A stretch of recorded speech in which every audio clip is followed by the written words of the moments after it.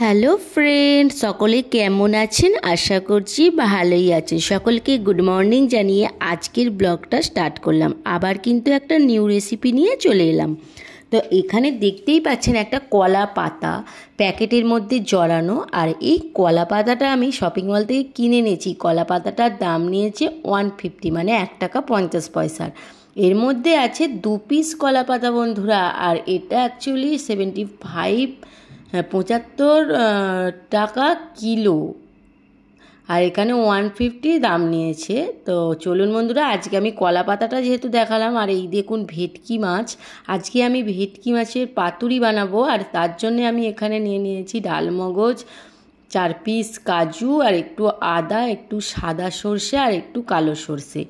তো এটা নিয়েই আজকে আমি এটা পেস্ট বানাবো। আর নিয়ে নিচ্ছি 2টো কাঁচা লঙ্কা, আর আপনারা চাইলে ঝাল মতো 4টেও কাঁচা লঙ্কা দিতে পারেন। আর আমার এখানে মশলাটা পেস্ট করা হয়ে গেছে। খুবই এক্সাইটেড ছিলাম, না আছে পোস্ত, না আছে কিছু। আর মাছগুলোও একটু মোটা মোটা পিস করে কেটে ফেলেছিলাম, জানেন তো হবে কি হবে না সেটা নিয়ে খুব চিন্তা করছিলাম। আর একটু সর্ষের তেল নিলাম, লঙ্কা গুঁড়ো, হলুদ গুঁড়ো, নুন নিয়ে ভালো করে ব্যাটারটা রেডি করে নিলাম।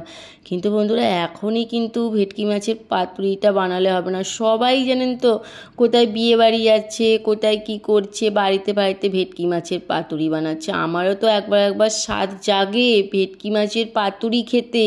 সেই হিসেবে আমি আর দেরি না করে থাকতে পারলাম না, বাজার থেকে গিয়ে ভেটকি মাছ কিনে এনে নিয়ে চলে এলাম। কিন্তু এখানে জানেন তো ভেটকি মাছগুলো ওই রকম পাতলা পাতলাভাবে কাটতেই পারে না, মোটা মোটা কেমন একটা যেন কেটে দিয়েছে, দেখুন মোটা মোটা করে।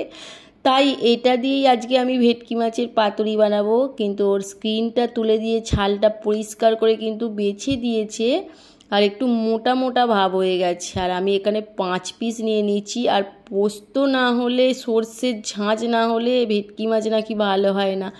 আজকে আমি পোস্ত ছাড়াই ভেটকি মাছের পাতুরিটা বানাবো। আর এই দেখুন আমার ম্যারিনেট করা হয়ে গেছে। এবার আমি এখানে প্রায় 1 ঘন্টার ওপর এখানে ফ্রিজের মধ্যে রেখে দিলাম। তারপরে আমি আবার আপনাদের কাছে ফিরে আসছি। একা একা কিন্তু ভেটকি মাছের পাতুরিটা করা সম্ভব নয়, সেই হিসাবে দাদাকে সাথে নিলাম। আর কলা পাতাগুলো এতটাই মানে ছোট ছোট ছিল, আপনাদেরকে বলে বোঝাতে পারবো না। তাও একটু চৌকো চৌকো করে কেটে ভালো করে দিচ্ছি। যে এই বাবা, অত রোগড়ে রোগড়ে ধুয়ো না, এক্ষুনি কলা পাতা ফেটে গেলেই ব্যাস আমার পাতুরি আর হবে না। এখানে একটু গরম জল করে নিয়েছি, জানেন তো বন্ধুরা, গরম জলের মধ্যে একটু পাতাগুলো দিয়ে দিলে না, একটু পাতাগুলো তাহলে আর ফাটবে না। আমার তো প্রচণ্ড পরিমাণে ভয় লাগছিল, যদি একটা পাতা ফেটে যায় তাহলে আবার আমাকে কলা পাতা কিনতে ছুটতে হবে। আর একটা পাতা শখ করে রেখে দিয়েছি, দাদা আজকে রবিবার ভাত খাবে বলে অনেক শখ করে রেখে দিয়েছি। আর নাহলে ওটাকেও আবার আমাকে কেটে ফেলতে হবে।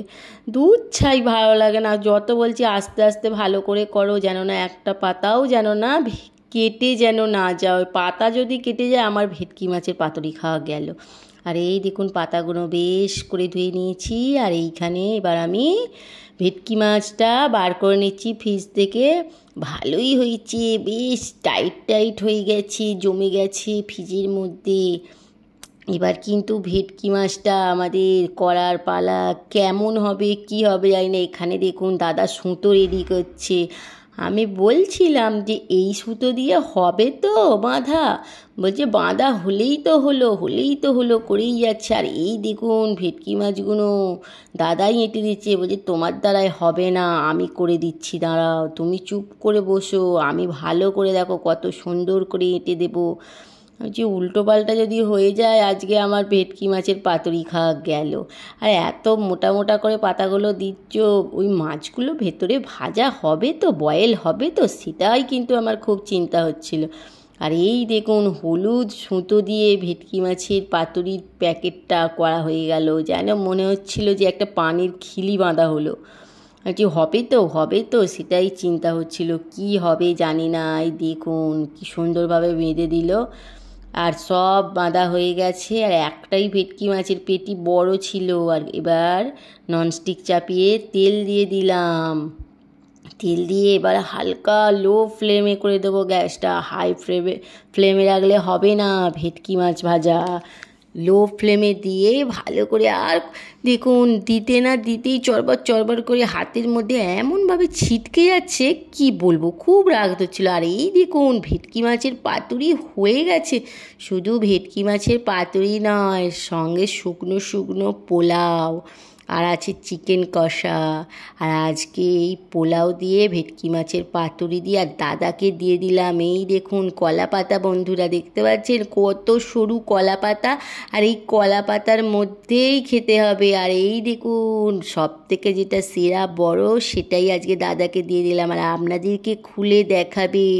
আমি তো ভাবছিলাম হবে না, দাদা বলছে দেখবে হবে না, সেদ্ধ হবে না, বয়েল হবে না, তুমি কেমন করে করেছো, আমি করলেই ভালো হতো এরকম বলছিল। আর এই দেখুন মশলাটা যা সুন্দর মাছের গায়ের মধ্যে লেগে আছে, আর এই দেখুন কত সুন্দর বয়েল হয়ে গেছে। আর খালি বলছে হবে না হবে না, আমি রান্না পারি না এমন কিছু হতেই পারে না বলুন বন্ধুরা। আমি তো করেই ফেললাম ভেটকি মাছের পাতুরিটা। আর খেয়ে দাদা করছে, আমি আর ভিডিও করতে পারবো না, এবার আমি কিন্তু খাবো, তুমি এখন বন্ধ করো এবার। চলুন বন্ধুরা, আজকের ব্লগটা এখানেই শেষ করছি। আমার ব্লগ আপনাদের কেমন লাগলো অবশ্যই জানাবেন, ভালো লাগলে কমেন্ট করবেন, লাইক শেয়ার ফলো করে দিও। সকলে ভালো থেকো, সুস্থ থেকো, সাবধানে থেকো। আবার কোনো নিউ রেসিপি বা কোনো নিউ ব্লগ নিয়ে আসবো। এখনকার মতো বাই বাই বন্ধুরা।